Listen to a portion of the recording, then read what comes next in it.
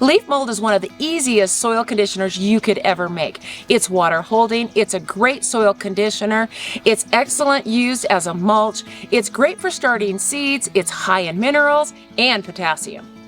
Leaves from deciduous trees are the types of leaves that we want to be using to make our leaf mold.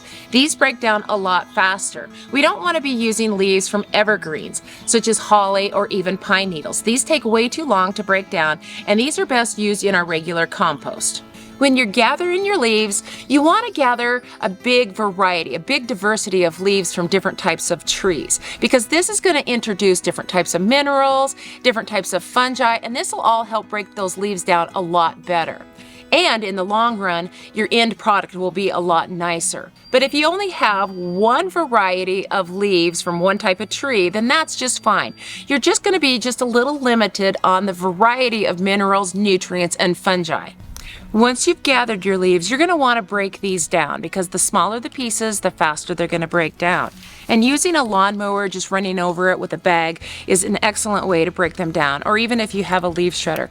But even if you don't, you can actually put your dry and crumbly leaves in a bag and stomp on it. And this breaks them down pretty good, as long as they're dry and crumbly. You'll want some sort of a holding pin to hold your leaves in place. Otherwise, the wind can just take them away. Something simple like some chicken wire with some stakes or some hardware cloth. I like the hardware cloth because it's a bit more sturdy, and all I need to hold it together is just some strap. Even some old fencing or even 3 pallets put together in a U shape will hold your leaves really good and in place. You want your size to be about the same as it would for a regular compost pile, 3 by 3 by 3. This allows enough volume for it to be able to break down, plus it doesn't dry out too fast. So if you're doing a round bin, you want a minimum of 3 foot across. You can build your leaf mold in a plastic bag. I'm sure you've seen that, where you put your leaves in, you add some water, poke some air holes in that bag, and toss it aside for a year or 2 for it to break down. But I'll explain here in a minute why I prefer not to do that and why an open bin is so much more beneficial. One of leaf mold's highest nutrient benefits are its potassium and its minerals. Potassium is really essential for the overall health of the plant, cell structure, and it helps ward off pests and disease. And minerals, one of their things is, and I know you'll love it, is it improves the flavor of your fruits and vegetables. You want your leaf mold bin to allow those leaves to have contact with the soil. One of the biggest things for that is microbes in the soil, but it also allows the worms to come in. It helps those leaves to break down a lot faster.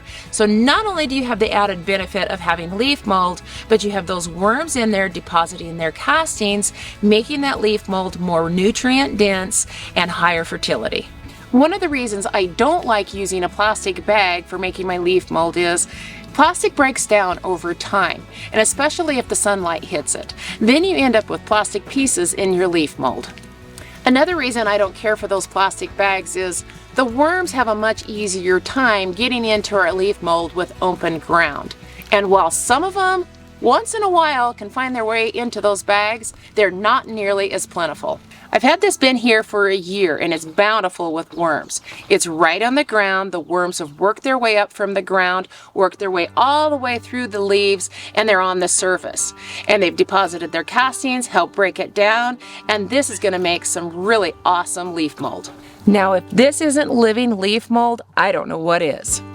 Start to pile your leaves in their bin and moisten them as you go. You don't want to pile the whole bin full of your leaves and then try to get them moist, because the water doesn't distribute very well, and we need that water so that those leaves will break down. So we just want to pile, moisten, and then tamp them as well, because these leaves are light and airy and they take up a lot of room. So if we water, tamp, and add more leaves as we go, it'll take up a lot less room.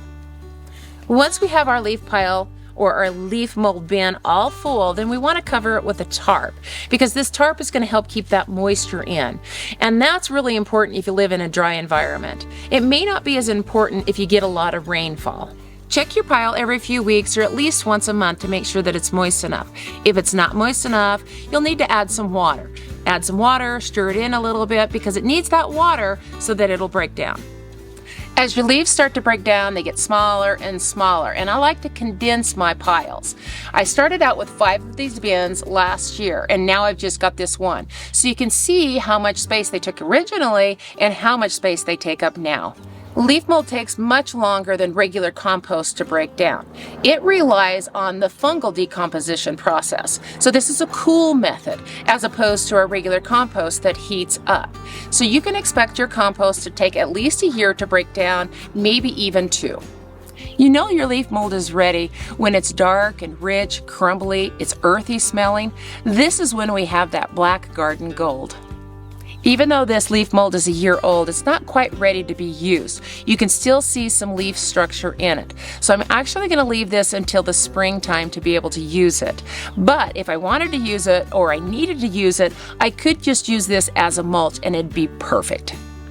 Finished leaf mold is an excellent surface mulch to sow seedlings in. It gives those little seeds the perfect moist environment that's loose so that they germinate quickly. Plus, the germination rate is generally higher. The leaf mold's nutrient content is low so that it doesn't burn those little tender seedlings that are just popping through. Leaf mold is excellent as a topper used on lasagna layered beds. It's also great added into your existing garden soil to add tilth, drainage, and water retention. Leaf mold won't change the pH of your soil, so you can use it on things like blueberries, asparagus, citrus, whatever you want. It's perfect.